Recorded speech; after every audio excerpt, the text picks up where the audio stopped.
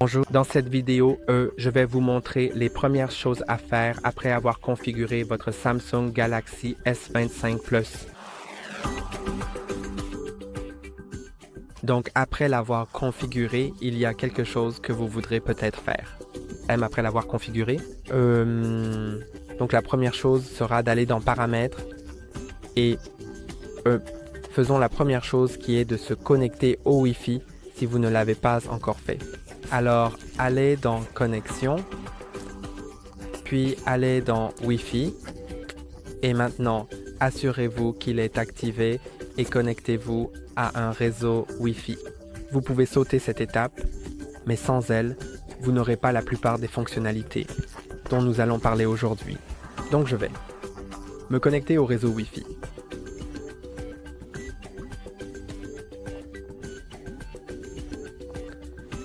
Puis, comme vous pouvez le voir, je suis connecté. Alors revenons en arrière et faisons la prochaine chose qui est de se connecter à un compte Google si vous ne l'avez pas encore fait. Donc si vous ne vous êtes pas connecté à un compte Google, je vous suggère vraiment de le faire. Bien sûr, vous pouvez aussi passer cette étape, mais sans cela, vous ne pourrez pas accéder à des choses comme le Google Play Store ou tout autre service Google. Alors allons dans les comptes. Et la sauvegarde. Ensuite, allez dans Gérer les comptes et cliquez sur Ajouter des comptes si vous n'avez pas de compte Google en haut. Donc maintenant, je vais sélectionner le compte Google, puis simplement me connecter. Si vous n'avez pas de compte, vous pouvez cliquer sur Créer un compte, mais vous l'avez probablement si vous avez déjà eu un autre téléphone avec Android. Donc, je vais juste me connecter au système, puis je vais cliquer sur le bouton suivant pour continuer et entrer le mot de passe qui est requis pour la caméra.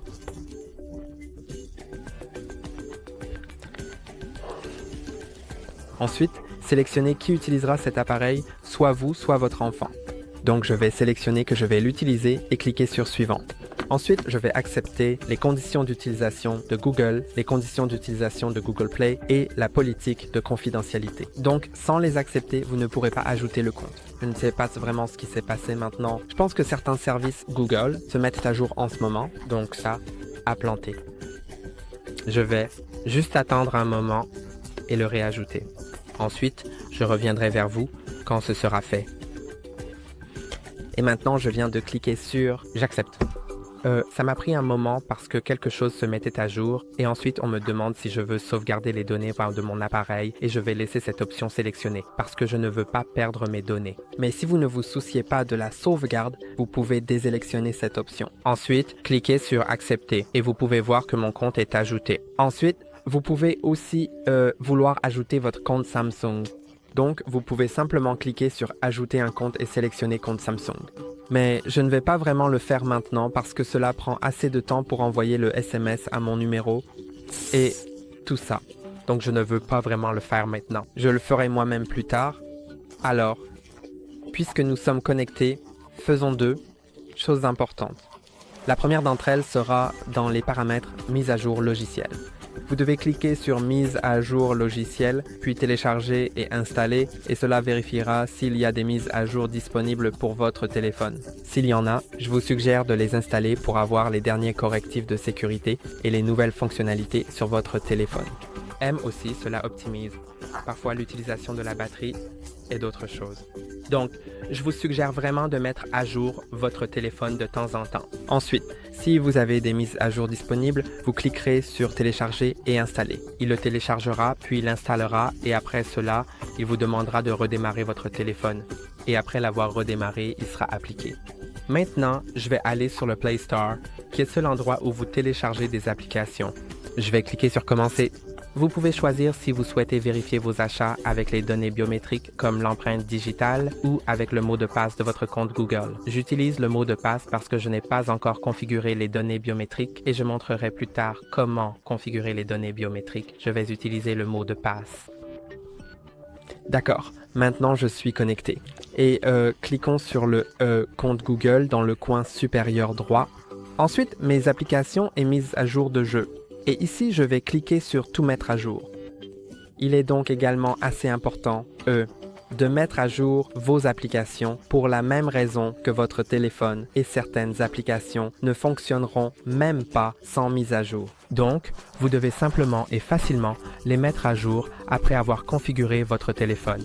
Et passons à la prochaine étape qui sera de configurer le verrouillage de votre écran.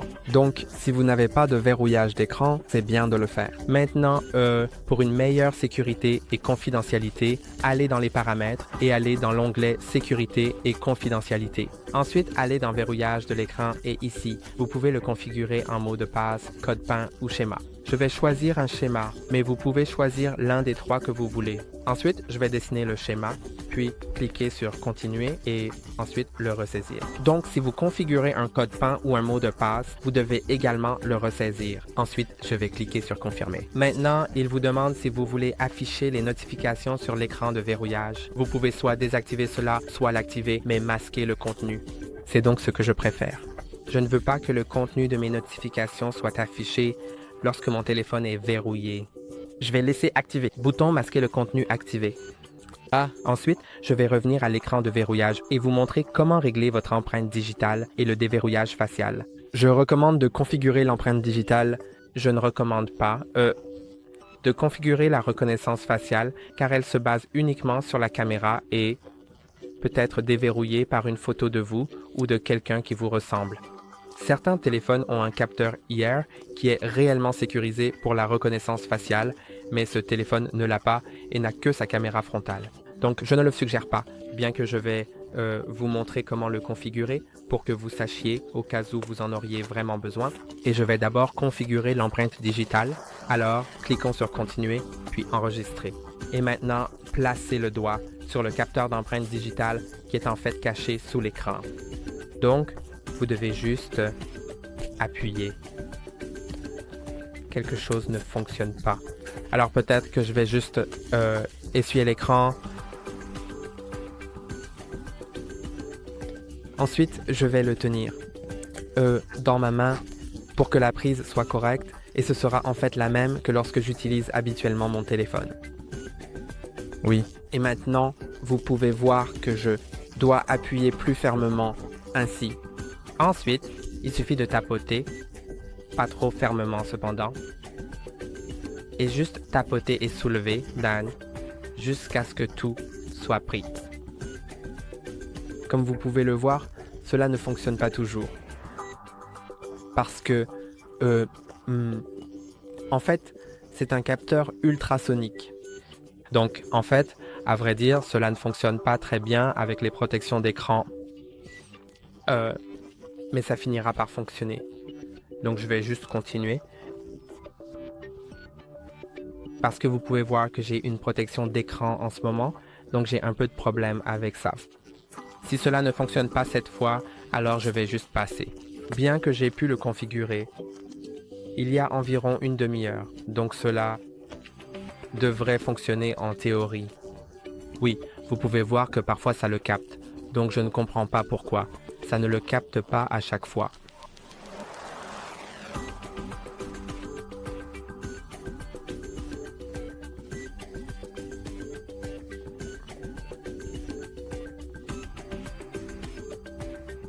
D'accord, je vais passer ça à l'instant. En l'ajoutant, vous pouvez utiliser votre empreinte digitale pour déverrouiller votre téléphone. Je vais montrer la reconnaissance faciale. Alors configurons-le. Bien que je vous rappelle que je ne le recommande pas, je vais cliquer sur Continuer, puis m'inscrire, puis mettre mon visage dans le cadre. Ensuite, on me demandera de bouger un peu mon visage vers le haut, puis vers le bas, et cela le configurera, bien que ce ne soit pas très sécurisé.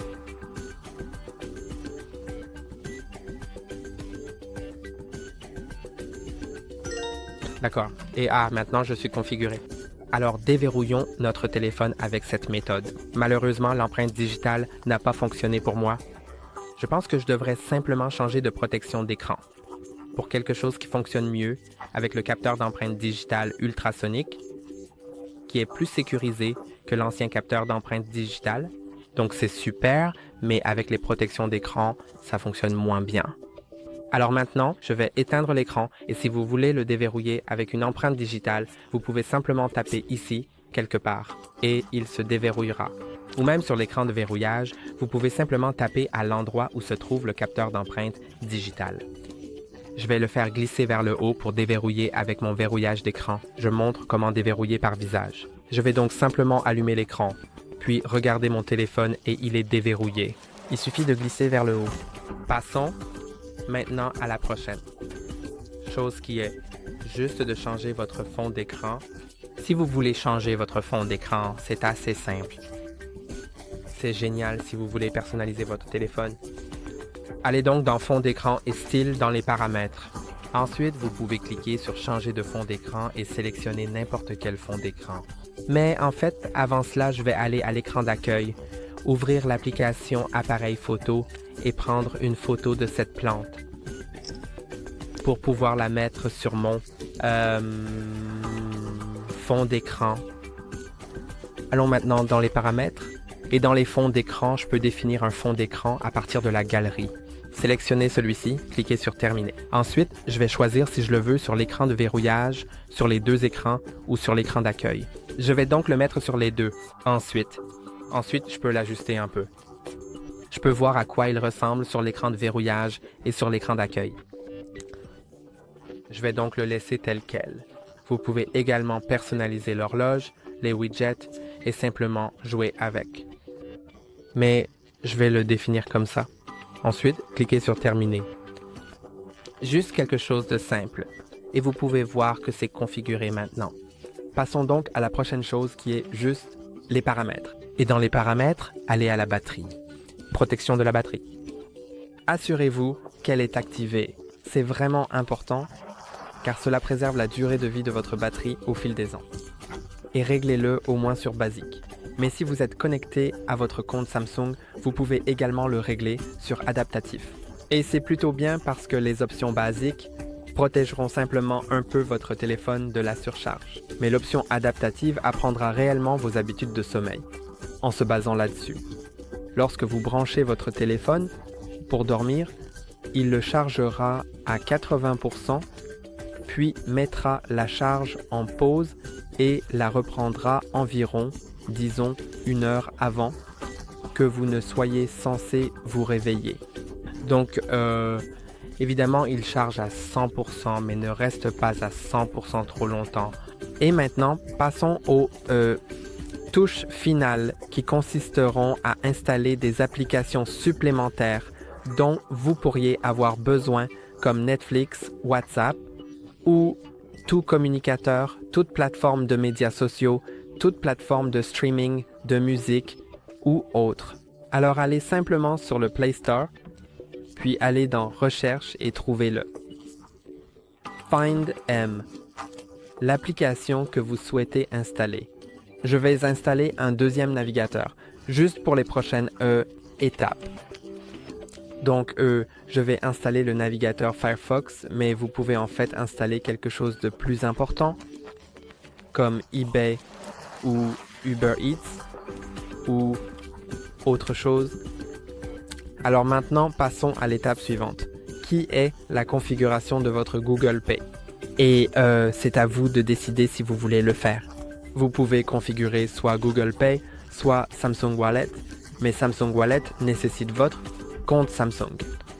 Donc c'est à vous de décider si vous allez dans le dossier Samsung. Puis si vous êtes connecté avec un compte Samsung, vous pouvez ouvrir Samsung Wallet. Ensuite, vous pouvez ajouter les détails de votre carte de paiement si vous le souhaitez et les confirmer plus tard avec votre banque par SMS ou par appel téléphonique ou via l'application. Et ensuite, vous pourrez utiliser votre téléphone pour payer en tapant ou lors des paiements en ligne. Mais je vais aussi vous montrer une méthode sans le compte Samsung. Vous pouvez donc simplement aller sur le Play Store, rechercher Google Wallet et vous pouvez l'utiliser à la place. Vous pouvez donc simplement l'installer, puis l'ouvrir et ajouter votre carte ici aussi. Donc je vais juste omettre cela, mais c'est comme ça que vous le faites. Et maintenant, je pense que les dernières touches finales concernent certainement cette notification qui apparaît. Vous pouvez voir en glissant vers le bas du coin supérieur gauche, les notifications apparaissent et du coin supérieur droit, le centre de contrôle s'affiche. Je vais simplement ouvrir les notifications et cliquer sur Terminer la configuration de votre appareil. Voici donc quelques éléments qu'on vous demandera pour certainement terminer la configuration de tout sur votre téléphone. Vous pouvez voir que cela a pris pas mal de temps, mais maintenant c'est chargé. Maintenant, il me demande si je veux copier les applications et les données de mon ancien téléphone. Je vais cliquer sur Ne pas copier, mais vous pouvez cliquer sur Suivant, bien qu'il y ait une option pour copier les applications et les données après avoir refusé cela maintenant avec l'application Smart Switch sur votre téléphone. Donc ne vous inquiétez pas vraiment si vous ne les copiez pas maintenant. Mais c'est bien de le faire maintenant pour que tout soit immédiatement copié et que vous puissiez utiliser pleinement votre téléphone dès maintenant. Choisissez le navigateur par défaut et moteur de recherche. Je vais sélectionner Google Chrome. Je suggère des navigateurs comme Google Chrome, Brave, Samsung Internet, puis peut-être Opera et Firefox et peut-être Microsoft Edge. À part cela, je n'aime pas vraiment les autres navigateurs, mais c'est à vous de choisir et vous pouvez définir celui que vous préférez. Ensuite, pour le moteur de recherche, je n'aime que celui de Google, mais c'est aussi à vous de décider. Ensuite, je vais cliquer sur Continuer. Et maintenant, on vous demande si vous voulez activer Gemini. Donc Gemini, je veux dire que Gemini est activé automatiquement. Mais si vous voulez utiliser Hey Google pour Gemini, cela vous permettra d'ouvrir Gemini sans les mains, sans appuyer sur aucun bouton en disant Hey Google à voix haute. Donc, je vais l'activer parfois, occasionnellement, après l'avoir activé, l'activer. On vous demandera si vous voulez, je veux dire qu'on ne vous demandera pas. On vous demandera de dire 4 phrases à voix haute pour configurer la reconnaissance vocale afin qu'elle reconnaisse votre voix. Et puis, je vais cliquer sur mot de passe oublié ou je n'ai pas de compte. Ensuite, je vais cliquer sur Configurer plus tard dans les paramètres, mais bien sûr, vous pouvez vous connecter au compte Samsung Super car cela vous donne plus d'options. Non, j'ai cliqué sur Se connecter. Je voulais cliquer sur Ignorer. Et maintenant, c'est configuré. Donc, la dernière chose est de changer vos applications par défaut. Donc, si vous le souhaitez, allez dans les paramètres, puis Applications. Choisir les applications par défaut et par exemple, pour l'application Wallet, si vous ne voulez pas utiliser Samsung Wallet et préférez utiliser Google Wallet à la place, définissez cela. Ensuite, vous pouvez également changer le navigateur par exemple pour autre chose et l'application Assistant numérique si vous en avez une autre. Installée. Et je pense que ce sont certainement toutes les choses importantes que je voulais absolument vous montrer. D'abord après avoir configuré votre téléphone. C'est tout pour aujourd'hui. N'oubliez pas de liker et de vous abonner. À la prochaine.